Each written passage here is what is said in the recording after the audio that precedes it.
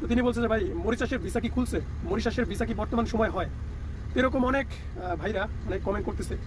তো আজকের এই ভিডিওটা মরিশাসের ভিসা নিয়ে, যে বর্তমান সময়ে বাংলাদেশিদের জন্য মরিশাসে আসলেই ভিসা হয় কিনা।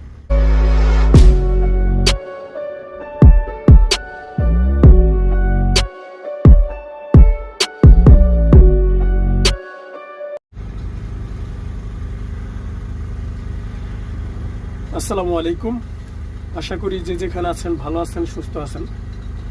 মরিশাসের ভিসা বর্তমান সময় কি খুলেছে, বর্তমান সময় কি মরিশাসের ভিসা হয় বাংলাদেশিদের জন্য, এই বিষয়টা কতটুকু সত্য, এটা নিয়ে কিন্তু অনেকেই আমাকে গ্রুপে প্রশ্ন করেন।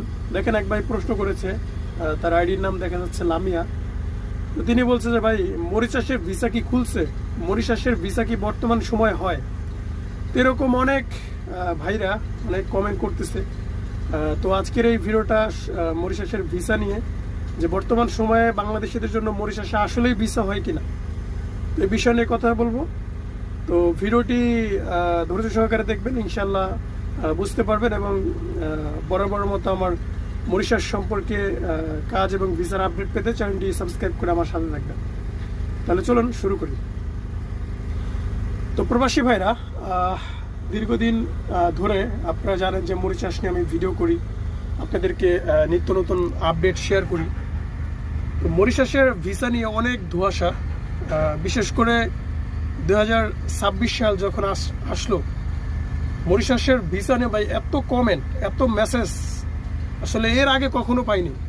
ঠিক আছে, কারণটা হচ্ছে মিডল ইস্ট আপনারা বলেন, এই যে কাতার, সৌদি, দুবাই, এইসব যে কান্ট্রিগুলো রয়েছে না, সেই সব কান্ট্রিতে আপনার এখন বর্তমানে গিয়েও লাভ নাই।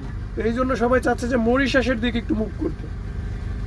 তো আনফর্চুনেটলি আমি বারবার ভিডিও করার পরও অনেকেই আপনারা কমেন্ট করে জানতে চান আপনাদের মরিশাস ভিসা সম্পর্কে। নাম্বার ওয়ান যে প্রশ্নটা, বাংলাদেশিদের জন্য মরিশাসের ভিসা খোলা রয়েছে। ঠিক আছে, বাংলাদেশিদের জন্য মরিশাসের ভিসা বর্তমানে খোলা রয়েছে, আপনারা যেতে পারবেন মরিশাসে। এতটুক আপনাদেরকে শিওর দিয়ে বলতে পারতেছি যে বাংলাদেশিদের জন্য আপনার মরিশাসের ভিসা বর্তমানে খোলা আছে, আপনারা যেতে পারবেন, কোনো সমস্যা নেই। এখন অনেকের প্রশ্ন থাকতে পারে যে ভাই ভিসা যেহেতু খোলা আছে, আপনার কোন সেক্টরে যাব, কোন কাজে যাব, যদি একটু বলেন। আপনাদেরকে আমি 4-5টা বিষয় বলে দেব। যদি এর বাইরে যদি মনে করেন যে আপনার যদি কোনো এজেন্সি বলে যে এর বাইরে লোক নিচ্ছে, তাহলে বলবেন যে কিছু একটা ঘাবড়া আছে।